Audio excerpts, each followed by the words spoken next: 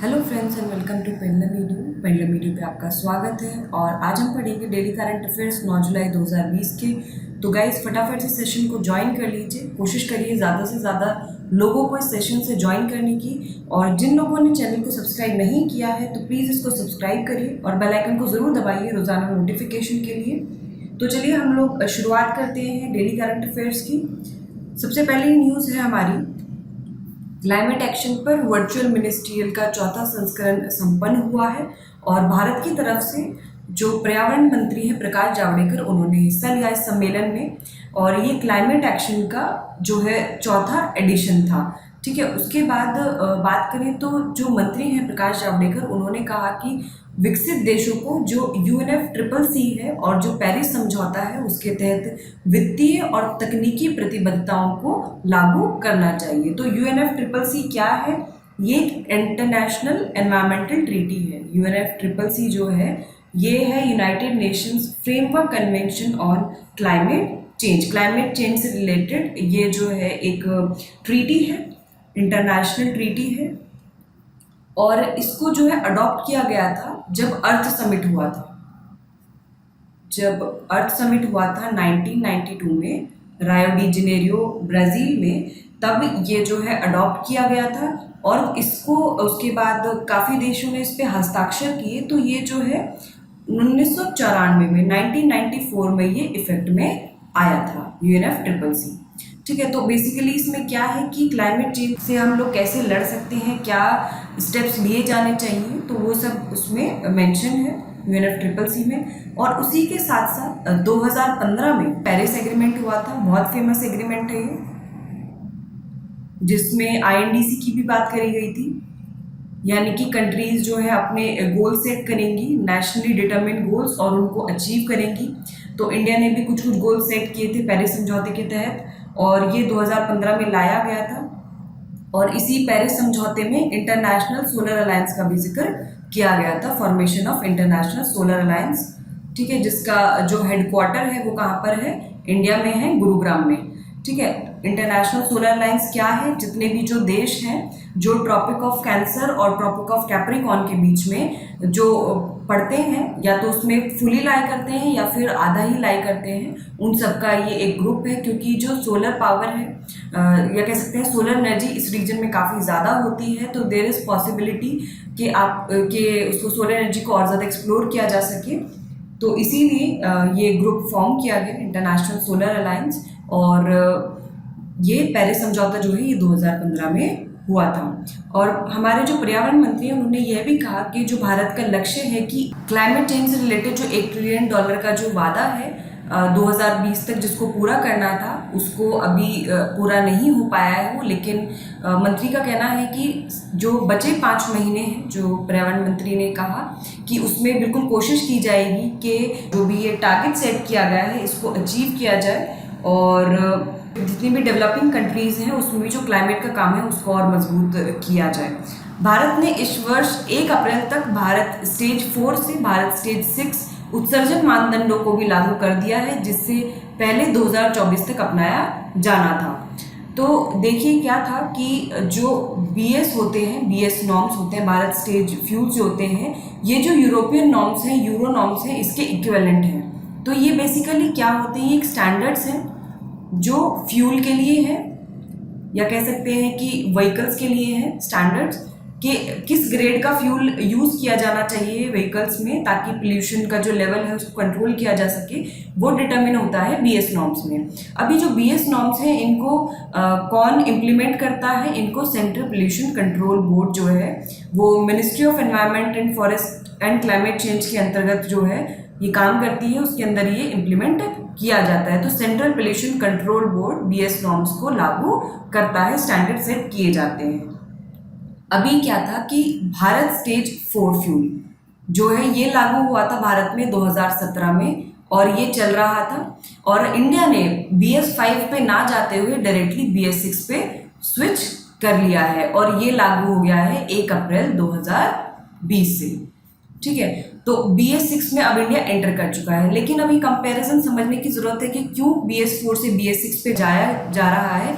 तो सबसे पहले कि PM 2.5 के जो लेवल है BS फोर में वो जो है वो है 120 माइक्रोग्राम पर सेंटीमीटर क्यूब, ठीक है। लेकिन यही PM 2.5 का जो लेवल है BS6 फ्यूल में, ये केवल 20 से लेकर 40 माइक्रोग्राम पर सेंटीमीटर क्यूब होता है। तो यहाँ पर आप देख सकते हैं कि PM का लेवल, PM 2.5 का जो पार्टिकुलेट मैटर होता है उसका लेवल कितना कम है BS6 में। वहीं पर अगर हम सल्फर की बात करें तो सल्फर जो है BS4 में वो 50 ppm होता है, वहीं इसमें जो सल्फर की जो मात्रा होती है BS6 फ्यूल में वो लगभग 10 ppm के आसपास होती है। तो यहाँ पर भी आप देख सकते हैं कि 1/5 एकदम कम है यहाँ पर सल्फर का कंटेंट। और बात करें तो जितने भी यहाँ पे नाइट्रोजन ऑक्साइड्स के जो भी उत्सर्जन होता है नाइट्रोजन ऑक्साइड्स का, वो यहाँ पर 70 से 80% कम हो जाता है। और जो भी अदर पार्टिकुलेट मैटर्स हैं उनका भी जो उत्सर्जन है वो भी 80% तक कम हो जाता है। तो BS6 को हम कह सकते हैं कि क्लीनेस्ट फ्यूल है, इसीलिए भारत ने BS6 पर स्विच कर लिया है। और अभी हाल ही में 27 मार्च को जब ये लॉकडाउन हो गया था, तो 27 मार्च को सुप्रीम कोर्ट ने कहा कि जितने भी लोग हैं, जितने भी ऑटोमोबाइल सेक्टर हैं, वो अपने जो भी BS4 स्टैंडर्ड्स के जो उनके व्हीकल हैं, क्योंकि यहाँ पर उन्होंने दरखास्त की थी गवर्नमेंट से कि जो BS4 स्टैंडर्ड्स के जो उनके व्हीकल्स हैं, जो वाहन हैं, उनको बेचने की अनुमति दी जाए। तो सुप्रीम कोर्ट ने यहाँ पे अनाउंस किया था कि क्योंकि लॉकडाउन चल रहा है तो यहाँ पर ऑटोमोबाइल्स को नुकसान नहीं होना चाहिए, क्योंकि यहाँ पर शेष कुछ दिन रह जाते हैं 1 अप्रैल से लागू होने के लिए।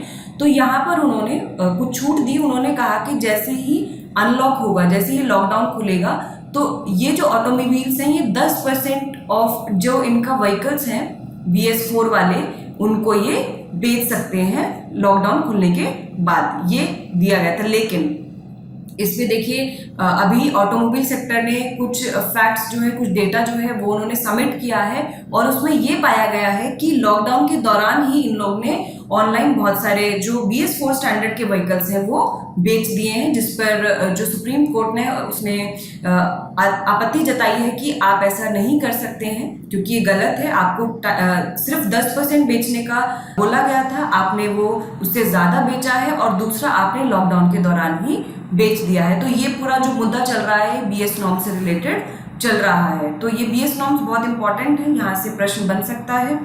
चलिए हम लोग इससे जुड़ा एक प्रश्न देख लेते हैं। जलवायु परिवर्तन पर संयुक्त राष्ट्र फ्रेमवर्क कन्वेंशन को किस वर्ष अपनाया गया था? 1996 में, 1992 में, 2001 में या 2005 में? तो फटाफट से बताइए कि UNFCCC को कब अपनाया गया था। इसका सही आंसर होगा ऑप्शन बी, यानी कि 1992। अगली न्यूज देखते हैं। भारत में नैनो आधारित कृषि और खाद्य उत्पादों के मूल्यांकन के लिए दिशा निर्देश जारी किए गए हैं। हाल ही में केंद्रीय विज्ञान और प्रौद्योगिकी मंत्री डॉक्टर हर्षवर्धन और कृषि मंत्री नरेंद्र सिंह तोमर ने वीडियो लिंक के द्वारा भारत में नैनो आधारित कृषि और खाद्य उत्पादों के मूल्यांकन के लिए दिशा निर्देश जारी किए हैं। और ये जो दिशा निर्देश है ये नीति निर्माताओं और नियामकों को कृषि क्षेत्र के लिए नैनो आधारित उत्पाद बनाने में मदद मिलेगी। तो नैनो बेस्ड एग्री इनपुट क्या है? मतलब कि इस तरह के जो एग्रीकल्चर इनपुट जो एकदम माइक्रो लेवल के हैं, जो नैनो लेवल पे बनाए जाते हैं, जिससे कृषि का जो उत्पाद है वो और ज़्यादा बढ़ सकता है। तो उसी के लिए जो गाइडलाइंस हैं कि क्या उसके लिए नियम होने चाहिए, वो उसके मूल्यांकन के लिए क्या स्टैंडर्ड्स होने चाहिए, वो सब जो है उसको लॉन्च किया गया है। और यह इन उत्पादों की गुणवत्ता, सुरक्षा और दक्षता निर्धारण में सबसे महत्वपूर्ण कदम है। तो अब कोई भी अगर नैनो बेस्ड एग्री इनपुट बनाता है तो उसका इवैल्यूएशन होना ज़रूरी है, ताकि उसको नेशनल लेवल पे पास किया जाए, उसको अलाउ किया जाए नेशनल लेवल पे उसको इम्प्लीमेंट करने के लिए। तो उसकी जो क्वालिटी है, जो सेफ्टी है, जो उसकी एफिशिएंसी है, उसको मेजर किया जा सके, तो उसको जानने के लिए गाइडलाइंस जारी की गई हैं। और इस कदम से 2022 तक किसानों की आय दोगुनी करने और सतत कृषि पर राष्ट्रीय मिशन में मददगार साबित यह होगा। तो जो गवर्नमेंट का एम है कि सस्टेनेबल एग्रीकल्चर का जो मिशन है उसमें भी उसको पाने में भी मदद मिलेगी, और साथ ही जो गवर्नमेंट का एक और एम है कि किसानों की जो आय है उसको दोगुना करना है 2022 तक, उसमें भी ये एक अहम कदम है। एग्रीकल्चर के इनपुट में एक इम्पैक्ट डालेगा, और साथ ही से जो प्रोडक्टिविटी है वो भी इम्प्रूव होगी और किसानों को बेहतर आय मिलेगी। तो चलिए हम लोग इससे जुड़ा एक प्रश्न देख लेते हैं। भारत सरकार ने किस वर्ष तक किसानों की आय दोगुनी करने का लक्ष्य निर्धारित किया है? 2020, 2022, 2024 और 2026। फटाफट से सही आंसर कमेंट कर दीजिए। क्या होगा इसका सही आंसर? इसका सही आंसर होगा ऑप्शन बी, यानी कि 2022 तक। अगली न्यूज देखते हैं। गंगा पुनरुद्धार के लिए विश्व बैंक ने $40 करोड़ प्रदान करने के लिए वर्ल्ड बैंक ने कहा है। तो बेसिकली गंगा का जो रिवाइवल है उसके लिए 400 मिलियन जो डॉलर्स हैं US डॉलर्स, वो प्रोवाइड करेगा। कौन? वर्ल्ड बैंक प्रोवाइड करेगा। और इसमें से जो 38 करोड़ 10 लाख डॉलर है वो ऋण होगा, जबकि 10 करोड़ 90 लाख डॉलर जो होंगे वो प्रस्तावित गारंटी होगा। और साथ ही जो एग्रीमेंट है ये जो समीर कुमार खड़े हैं under secretary department of economic affairs, और केसर खान जो एक्टिंग डायरेक्टर हैं Indian bank of world bank की, उन लोग के बीच में ये समझौता हुआ है। और जो second national Ganga river basin project है वो मदद करेगा कि जो पोल्यूशन है गंगा में उसको कम करने में, और साथ ही साथ जो रिवर बेसिन का एरिया है उसको जो है अच्छे से मैनेज करने में भी ये काफ़ी मददगार साबित होगा। तो द्वितीय राष्ट्रीय गंगा नदी बेसिन परियोजना से नदी में प्रदूषण भी कम होगा, और साथ ही नदी के बेसिन क्षेत्र का प्रबंधन भी मजबूत रहेगा। और बात करें हम गंगा रिवर बेसिन की, तो 500 मिलियन जो है यहाँ पर लोग रहते हैं, क्योंकि 50 करोड़ के आसपास लोग जो हैं वो गंगा नदी के बेसिन के क्षेत्र में रहते हैं। और ये जो गंगा नदी है ये कहाँ से होकर निकलती है? उत्तराखंड में गंगोत्री ग्लेशियर से ये निकलती है, और फिर यह उत्तराखंड, उत्तर प्रदेश, बिहार, पश्चिम बंगाल आदि राज्यों से होकर बहती है। बात करें हम वर्ल्ड बैंक की, तो वर्ल्ड बैंक जो है इसकी स्थापना 1944 में की गई थी, और इसका जो हेडक्वार्टर है, फटाफट से कमेंट करके बताइए। कल भी हमने डिस्कस किया था, वर्ल्ड बैंक न्यूज में था। कल वर्ल्ड बैंक क्यों न्यूज में था, पहले तो वो डिस्कस कर लेते हैं। क्योंकि वर्ल्ड बैंक ने $750 मिलियन का एक एग्रीमेंट साइन किया था गवर्नमेंट ऑफ इंडिया के साथ MSME क्षेत्र के लिए, for the promotion of MSME sector. ये $750 मिलियन का वर्ल्ड बैंक ने समझौता किया था भारत सरकार के साथ। फटाफट से मुझे कमेंट करके बताइए वर्ल्ड बैंक का जो हेडक्वार्टर है वो कहाँ पर लोकेटेड है? Washington DC। और इसके जो अभी वर्तमान में जो इसके अध्यक्ष हैं वो कौन है? डेविड मलपस। और इसमें करंटली कितने मेंबर्स हैं? 189 इसकी करंटली मेंबर्स हैं। और इसका काम क्या है? ये एक जो है ऋण प्रोवाइड करता है, फाइनेंसिंग करता है उन कंट्रीज के लिए जहाँ पे मतलब किसी भी कंट्री के लिए जहाँ पे डेवलपमेंट की ज़रूरत है, या फिर पॉवर्टी को बिल्कुल ख़त्म करना है, ये इसका एक मेजर एम है। चलिए हम लोग इससे जुड़ा एक प्रश्न देख लेते हैं। गंगा इनमें से किस राज्य से होकर नहीं बहती है? उत्तराखंड, उत्तर प्रदेश, बिहार और झारखंड। फटाफट से कमेंट करके बताइए। रिवर से काफी क्वेश्चन आते हैं।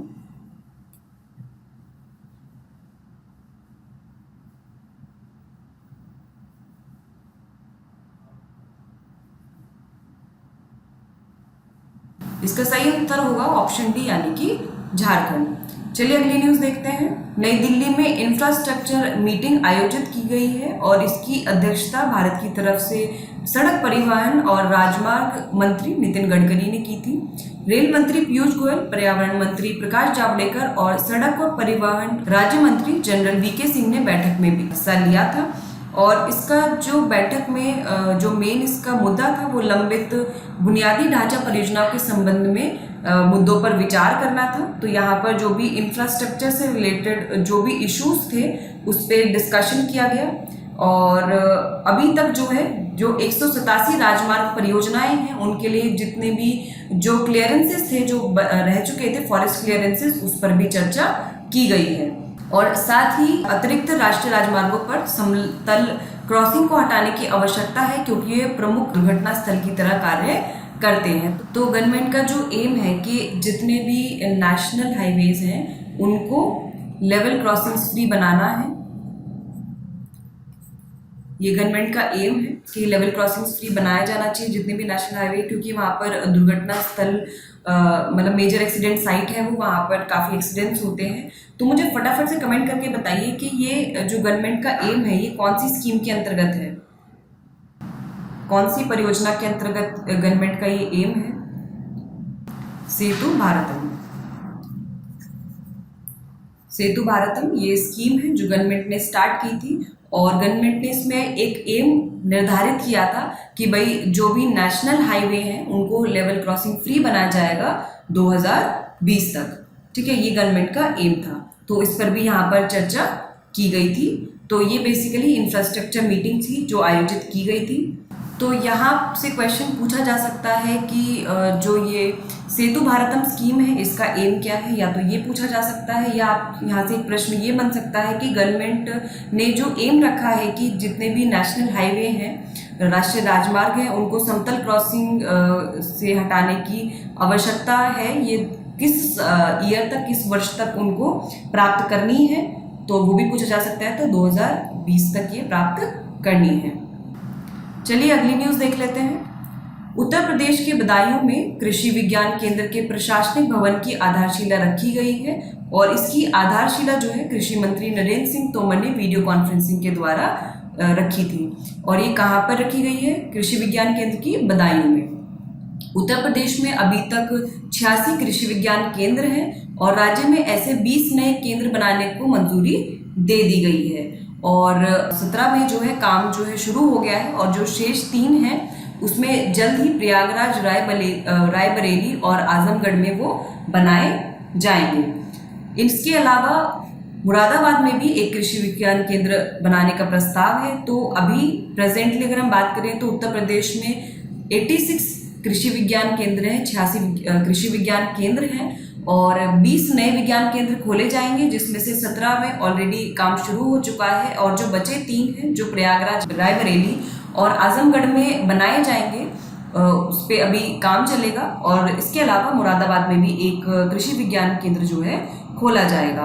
और अगर हम देश भर की बात करें तो अभी तक कुल 720 कृषि विज्ञान केंद्र है पूरे देश में, और जिससे हर वर्ष लगभग 15 लाख किसानों और युवाओं को प्रशिक्षण दिया जाता है। तो ये कृषि विज्ञान केंद्र एक्चुअली में क्या है? ये जो है एग्रीकल्चर एक्सटेंशन सेंटर्स हैं, यानी कि एक ऐसे केंद्र हैं जहाँ पर किसानों को और युवाओं को प्रशिक्षण दिया जाता है। और जो ICAR है, Indian council of agriculture research, तो उनकी जो भी रिसर्च होती है उसको जो किसानों तक पहुँचाने के लिए ये एक लिंक की तरह काम करता है। और भारत में पहला कृषि विज्ञान केंद्र 1974 में खोला गया था, और कहाँ पर खोला गया था? ये पौंडीचेरी में। तो कृषि विज्ञान केंद्र क्योंकि न्यूज़ में है तो हो सकता है पूछ लें कि पहला कृषि विज्ञान केंद्र किस वर्ष में जो है खोला गया था। तो 1974 में खोला गया था पौंडीचेरी में। चलिए इससे जुड़ा एक प्रश्न देख लेते हैं। हाल ही में कृषि मंत्री नरेंद्र सिंह तोमर ने उत्तर प्रदेश के किस जिले में कृषि विज्ञान केंद्र के प्रशासनिक भवन की आधारशिला रखी है? बदायूं, कानपुर, मेरठ और बहराइच। फटाफट से सही आंसर कमेंट करके बताइए। गाइस आंसर्स कमेंट करते रहिए, वीडियो को लाइक करिए, कोशिश करिए ज़्यादा से ज़्यादा लोगों को जोड़ने की। इसका सही आंसर है ऑप्शन है, यानी कि बदायूं। चलिए हम लोग अगली न्यूज़ देखते हैं। 15वें वित्त आयोग व विश्व बैंक और उसके उच्च स्तरीय समूह के बीच स्वास्थ्य क्षेत्र पर बैठक हुई है, और इस बैठक में जो वर्ल्ड बैंक है उसने हिस्सा लिया, नीति आयोग ने हिस्सा लिया, और साथ ही जो हाई लेवल ग्रुप था कमीशन का, फाइनेंस कमीशन का, उसने भी इसमें पार्टिसिपेट किया। और मीटिंग में ये डिसाइड किया गया कि रियल टाइम मॉनिटरिंग सिस्टम की और रिपोर्टिंग सिस्टम की ज़रूरत है, क्योंकि आने वाले समय में जो जूनोटिक डिजीज़ हैं, जो जूनोटिक डिजीज़ हैं आने वाले समय में वो बहुत फैलने वाले हैं। तो इस पर चर्चा की गई। एक प्रॉपर मॉनिटरिंग सिस्टम की ज़रूरत है, और रियल टाइम, वो भी रियल टाइम मॉनिटरिंग सिस्टम होना चाहिए, रिपोर्टिंग होनी चाहिए। और जूनोटिक डिजीज़ क्या होते हैं? जैसे हमने परसों भी डिस्कस किया था, जूनोटिक डिजीज़ वो डिजीज़ होते हैं जो एनिमल्स से, यानी कि जानवरों से मनुष्यों में ट्रांसफ़र होते हैं, एनिमल से ह्यूमंस में ट्रांसमिट किए जाते हैं जूनोटिक डिजीज़। और ये किसी भी के थ्रू हो सकते हैं, बैक्टीरिया के थ्रू हो सकते हैं, ये वायरस के थ्रू फैल सकता है या फिर ये प्रोटोजोआ के थ्रू फैल सकता है या कोई पैरासाइट है उसके थ्रू ये फैल सकता है। तो जूनोटिक डिजीज किसी भी वजह से फैल सकता है। तो कुछ जूनोटिक डिजीज जैसे कि प्लेग हो गया, ब्यूबोनिक प्लेग, ये एक जूनोटिक डिजीज है, और ट्यूबरक्लोसिस हो गया। तो कुछ कुछ जूनोटिक डिजीज है जो काफ़ी कॉमन है और बहुत जल्दी फैल जाते हैं। वित्त आयोग की हम अगर बात करें तो ये एक संवैधानिक निकाय है, क्योंकि इसका जो जिक्र है वो अनुच्छेद 280 के तहत ये राष्ट्रपति के द्वारा जो है इसका गठन किया जाता है। और वित्त आयोग जो है अभी हाल ही में 15वां वित्त आयोग है, उसका गठन नवंबर 2017 में किया गया था और इसके जो अध्यक्ष हैं वो एन.के. सिंह हैं। एन.के. सिंह जो है वो 15th फाइनेंस कमीशन के चेयरमैन हैं और इसकी सिफारिशें अप्रैल 2020 से मार्च 2025 तक की अवधि के लिए लागू होंगी। और इस बार जो फाइनेंस कमीशन है वो पहली बार हो रहा है कि फाइनेंस कमीशन एक पूरा चैप्टर जो है अपनी रिकमेंडेशंस का वो जो है पूरा हेल्थ फाइनेंसिंग पे करेगा। ठीक है, तो ये एक इम्पॉर्टेंट फैक्ट है कि पहली बार ऐसा होगा कि जो 15th फाइनेंस कमीशन या फाइनेंस कमीशन है वो एक पूरा चैप्टर जो है वो डेडिकेट करेगा फॉर हेल्थ फाइनेंसिंग। चलिए हम लोग इससे जुड़ा एक प्रश्न देख लेते हैं। 15वें वित्त आयोग की सिफारिशें किस अवधि में लागू होंगी? अप्रैल 2021 से मार्च 2026 तक, अप्रैल 2022 से मार्च 2027 तक, अप्रैल 2020 से मार्च 2025 तक और अप्रैल 2020 से मार्च 2023 तक। फटाफट से सही आंसर कमेंट कर दीजिए, क्या होगा इसका सही आंसर? इसका सही आंसर होगा ऑप्शन सी, यानी कि अप्रैल 2020 से मार्च 2025 तक के लिए जो 15वें वित्त आयोग है उसकी सिफारिशें लागू होंगी। चलिए अगली न्यूज देख लेते हैं।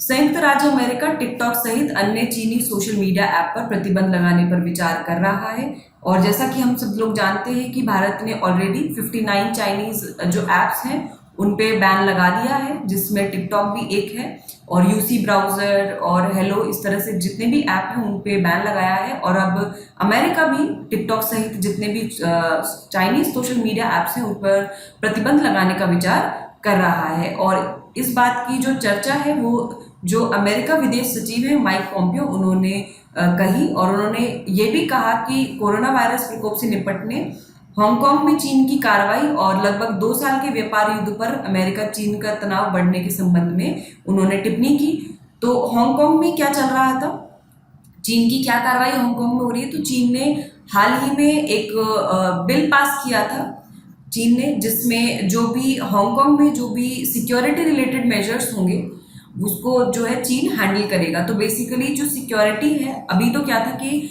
हांगकांग एक ऑटोनोमस रीजन है जहाँ पे जो उनका सिक्योरिटी सिस्टम है वो हांगकांग ही मैनेज करता है, एडमिनिस्टर करता है।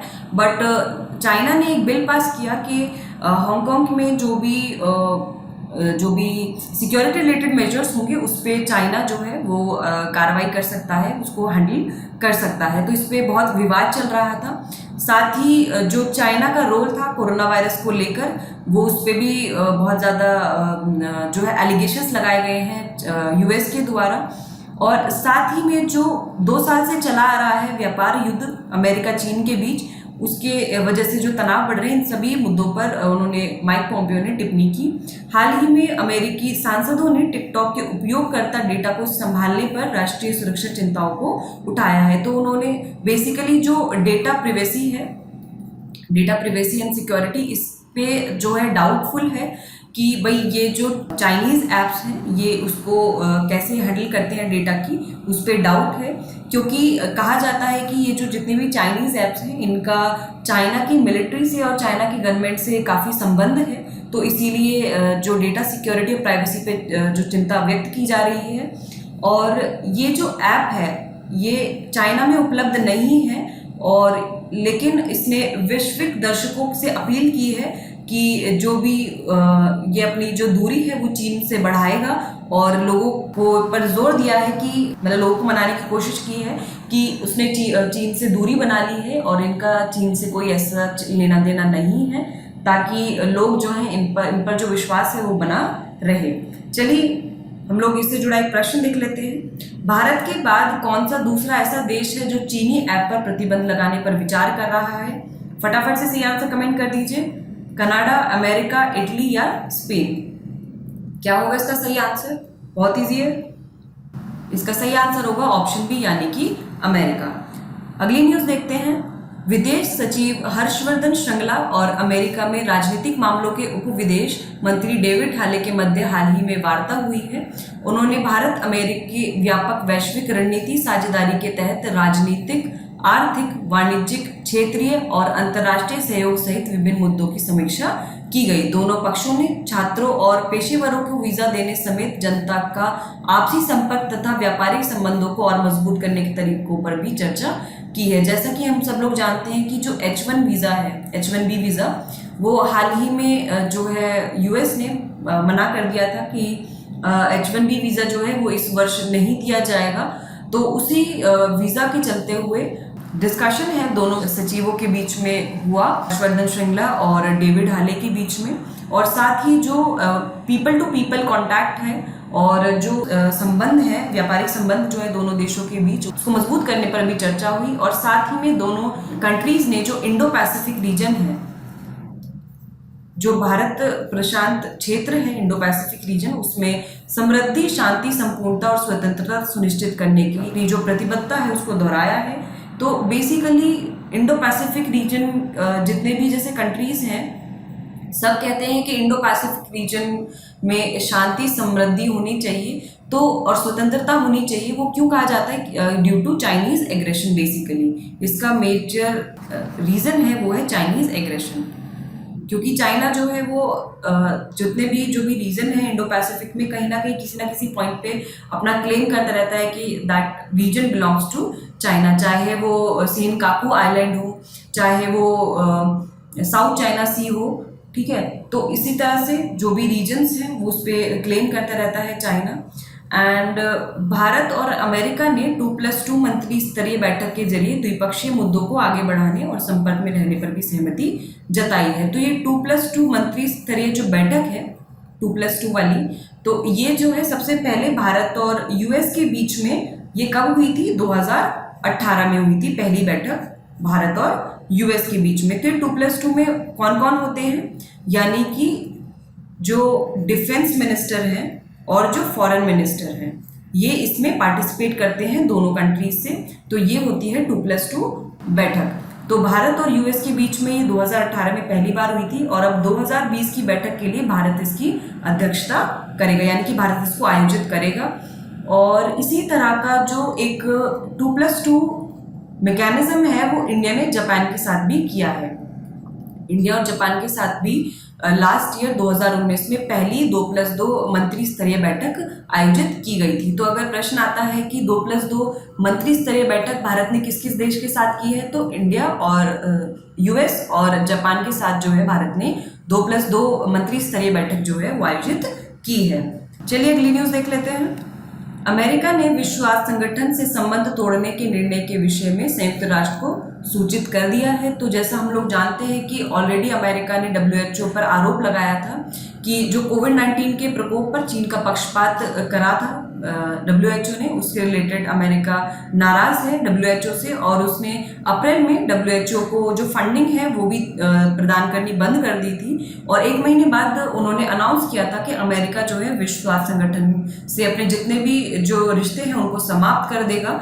और अब अमेरिका ने जो यूनाइटेड नेशन है, संयुक्त राष्ट्र है, उसको जो है सूचित कर दिया है कि भाई अब हम जो विश्व स्वास्थ्य संगठन है उसके साथ जो भी रिश्ते हैं उसको खत्म करेंगे। अभी तक कोविड-19 की उत्पत्ति, जो कोविड-19 का जो इमरजेंस है वो चीन के वुहान शहर में 2019 के अंत में हुआ था और अभी तक अमेरिका में 1,30,000 से अधिक सहित वैश्विक स्तर पर आधे मिलियन से अधिक लोगों की मृत्यु हो गई है। और बात करें हम WHO की, तो WHO जो है वो यूएन की एक स्पेशलाइज्ड एजेंसी है। It is an specialised agency of United Nations और इसकी जो स्थापना हुई थी वो 7 अप्रैल 1948 में हुई थी। फटाफट से मुझे कमेंट करके बताइए कि इसके हेडक्वार्टर्स कहाँ हैं WHO के, फटाफट से बताइए। जेनेवा स्विट्जरलैंड में है। तो WHO के हेडक्वार्टर्स कहाँ हैं? जेनेवा स्विट्जरलैंड में है। ये यूएन की स्पेशलाइज्ड एजेंसी है। 7 अप्रैल 1948 में WHO का गठन किया गया था और 7 अप्रैल को इसीलिए हर वर्ष जो है वर्ल्ड हेल्थ डे मनाया जाता है। इसकी स्थापना दिवस पर वर्ल्ड हेल्थ डे मनाया जाता है और इसके जो वर्तमान अध्यक्ष हैं वो टेड्रोस एधनोम घेब्रेयेसस हैं। ठीक है, चलिए इससे जुड़ा एक प्रश्न देख लेते हैं। हाल ही में किस देश ने विश्व स्वास्थ्य संगठन से संबंध तोड़ने के निर्णय के विषय में संयुक्त राष्ट्र को सूचित किया है? फटाफट से सही आंसर कमेंट करिए। ब्रिटेन, फ्रांस, जर्मनी और अमेरिका। कौन सा देश है जो विश्व स्वास्थ्य संगठन से अपने संबंध तोड़ने के निर्णय को जिसने अभी बताया है यूनाइटेड नेशंस को? कौन सा देश है वो? ऑप्शन डी सही आंसर है, यानी कि अमेरिका। अगली न्यूज देखते हैं। यूनाइटेड किंगडम ने म्यांमार के सेना प्रमुख जनरल मिन ऑन्ग ह्लिंग और उनके डिप्टी के खिलाफ प्रतिबंध लगा दिए हैं और ये जो फैसला लिया गया है ये यूनाइटेड किंगडम ने म्यांमार के जो सेना प्रमुख और जो उनके डिप्टी हैं उनके खिलाफ जो प्रतिबंध लगाए हैं वो यूनाइटेड जो रोहिंग्या और अन्य जातीय समुदायों के खिलाफ मानव अधिकारों के उल्लंघन में कथित संलिप्तता के कारण यह निर्णय लिया गया है।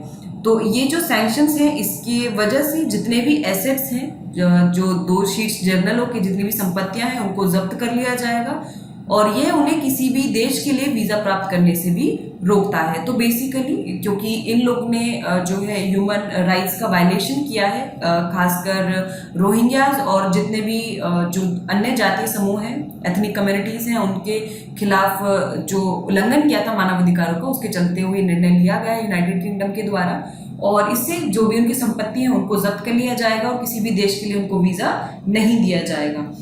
ब्रिटेन के विदेश सचिव डोमिनिक रॉब ने कहा कि यह ब्रिटेन का पहला स्वायत्त मानव अधिकार प्रतिबंध है जो सरकार को दुनिया भर में मानव अधिकारों के हनन में शामिल लोगों पर प्रतिबंध लगाने की अनुमति प्रदान करता है। और यूके ने जो सपोर्ट है अपना आंग सान सू की नेतृत्व वाली नागरिक सरकार को अपना समर्थन जो है उन्होंने जारी रखा है, उन्होंने सपोर्ट किया है।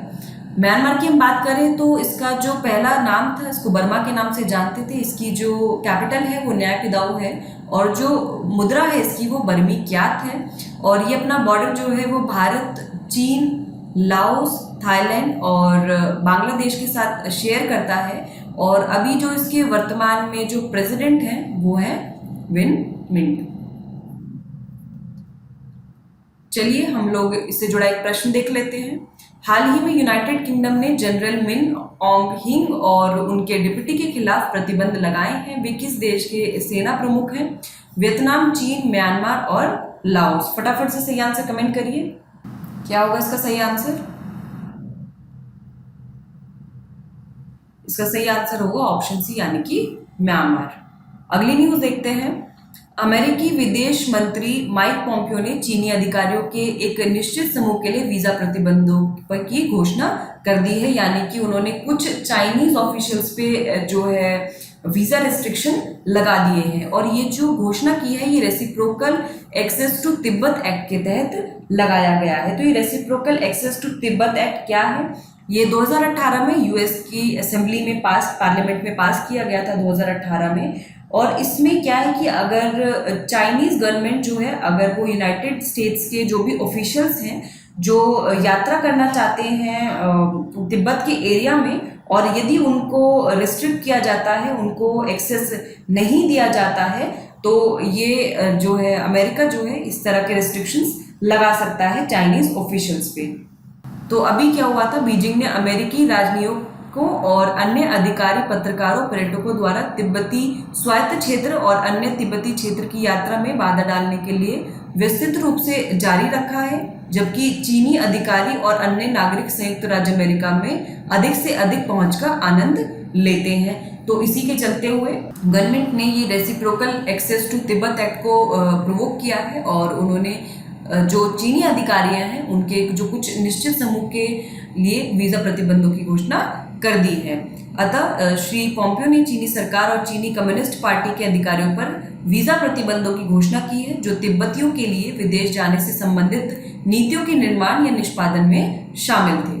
प्रश्न देख लेते हैं इससे जुड़ा। अमेरिकी विदेश मंत्री माइक पोम्पियो ने किस देश के अधिकारियों के एक निश्चित समूह के लिए reciprocal access to Tibet act के तहत वीजा प्रतिबंधों की घोषणा की है? चीन, भारत, जापान या रूस? फटाफट से सही आंसर कमेंट कर दीजिए। इसका सही आंसर होगा ऑप्शन ए यानी कि चीन। अगली न्यूज देखते हैं। माईलैब डिस्कवरी सॉल्यूशन ने अभी कॉम्पैक्ट एक्सेल मशीन लॉन्च की है और ये पुणे में स्थित है कंपनी। ये एक आणविक डायग्नोस्टिक कंपनी है माईलैब डिस्कवरी सॉल्यूशंस।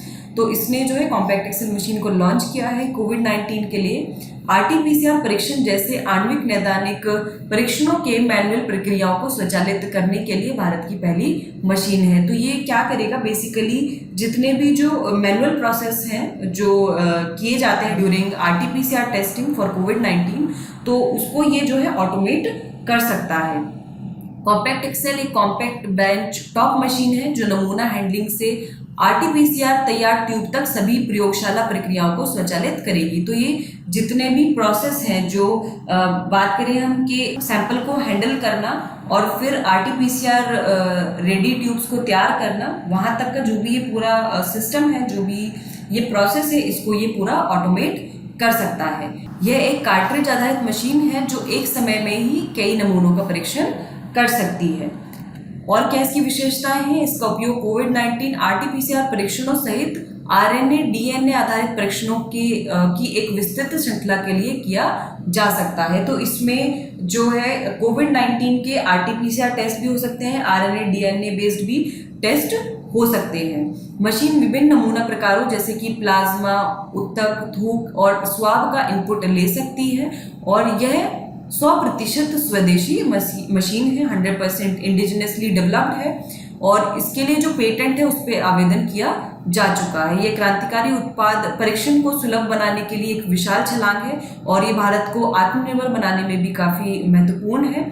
यह प्रयोगशालाओं में आणविक निदान को अपनाने के लिए पारंपरिक बाधाओं को समाप्त करेगा। जो अभी मॉलिक्यूलर डायग्नोस्टिक्स में जो भी ट्रेडिशनल बैरियर्स हैं उनको ख़त्म करने में ये बहुत ज़्यादा मदद करेगा। ये प्रोसेस जो मैनुअली किए जाते हैं उनको ये ऑटोमेट कर देगा। तो देखते हैं कितनी सफल रहती है ये, और ये काफ़ी अच्छी डिस्कवरी है जो कॉम्पैक्ट एक्सेल मशीन है।